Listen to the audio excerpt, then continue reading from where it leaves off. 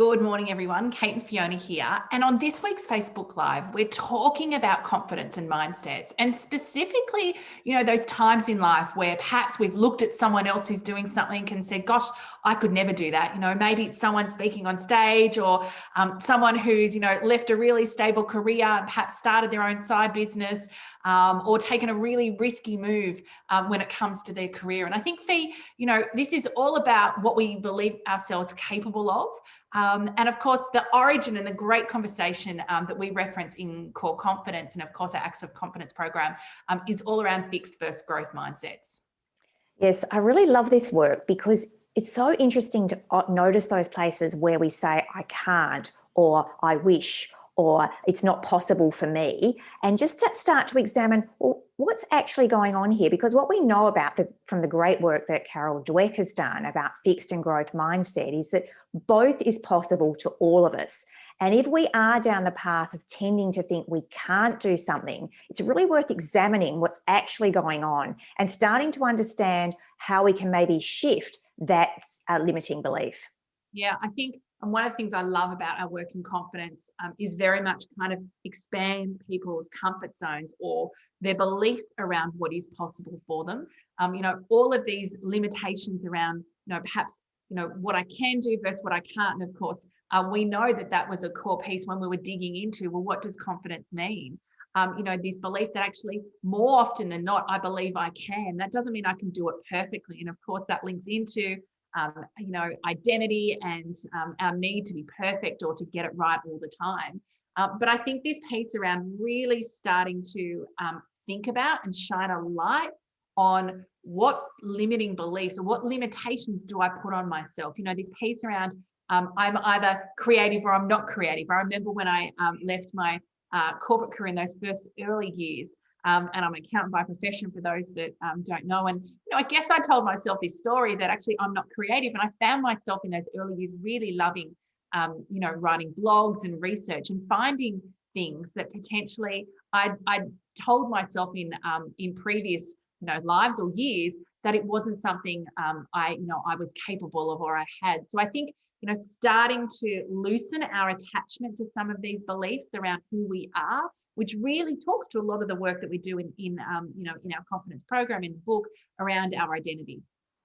Yeah, I think the more that you can get curious about the places where you tend to say, I'm no good at that, or I can't do it, or that's not my style of person, or that's not me to do it. And my example is the flip side of yours. When I went and did my master's, I'm very much on the creative brand strategy, all of that sort of side of things. And it was actually accounting where I decided that was something that just wasn't me. And I got an A in that course. And it was really just opening my mind to the fact that something that I had preconceived ideas about and preconceived about my ability to do it, once it was explained in a way that made sense, and once I was open to doing something differently and seeing myself differently, and we often joke now about how I'm definitely not anywhere like an accountant, but I might be the person who's running around doing cash flows and things like that. And I think there's a really great lesson for all of us that we don't have to stay in the box that we originally gave ourselves. We've got if we give ourselves permission, there's lots of ways to expand. And it is really an act of confidence to try something new and to do something that currently feels like it's beyond what I'm good at or what I'm used to doing. Yeah, and I think, we say this all the time.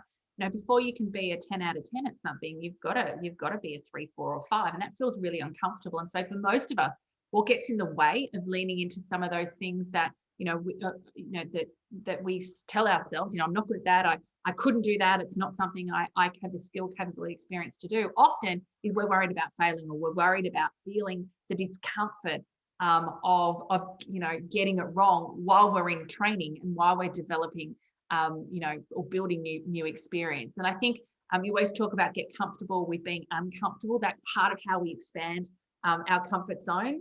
And of course, really shining a light on perhaps what some of these limiting beliefs or labels are that we've put on ourselves is a really good first step. In my experience, most of this is unconscious, right? So a lot of this stuff, and it was actually only through some really strong personal development work that I did that really, anchored me into the word I can't. And so immediately when I started to noticed myself saying that word, oh, I could never do that. And I found that once when my brother-in-law was saying he was going to run a half marathon, and out of my mouth comes, my relationship with running's never been strong. Oh, I could never do that.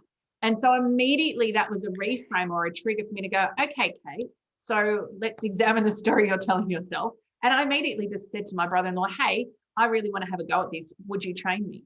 And so I think starting to shine a light on perhaps those areas where, you do tell yourself those stories or you do have these labels is really powerful. And of course, then just experimenting with small things. Yes, I think you're absolutely right. Is one, notice, like get that awareness and just start to question and examine, what am I saying I can't do? And what would be another story, or what would be something I'm prepared to try? Because the other piece to this is just experiment. One of the things is, if your identity is tied into, never failing, or, always being successful at things, that actually ends up being a constriction and it limits things. So what's something that feels safe enough to experiment with? It wouldn't change my world if I failed at it, but I would learn something. I'd get some more intel, I'd understand it, and I could do it. I could try something new again. And I think that's the piece here that growth mindset offers us. It offers us a place to experiment and play, and to actually, from our point of view, really step into the act of confidence before the feeling. And the more we can do that, the more it does expand our world and also expand our capability and willingness to invest in ourselves and try new things. Yeah, fantastic. So we're going to be talking about growth mindset all month. Please feel free to tune in if you've got questions, comments, tag us in comments below. And of course, if you'd like to go deeper with your relationship with core confidence, visit our website, coreconfidence.com.au.